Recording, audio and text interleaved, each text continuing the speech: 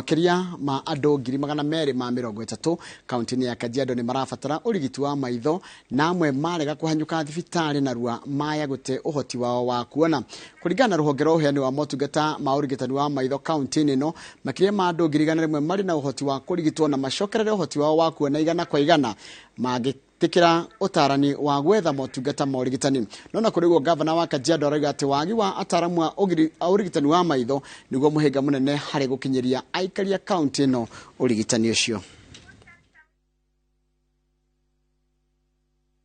Hatua hii inatusaidia kuelekea kufikia lengo letu ya afya bora kwa wananchi,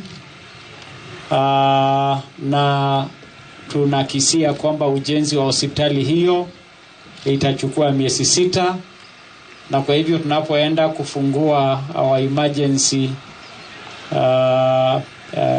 center hapa, tutafungua pamoja na hiyo kuhakikisha kwamba tunapiga hatua baada ya nyingine kutoa nafasi ya kuwapatia wananchi afya bora.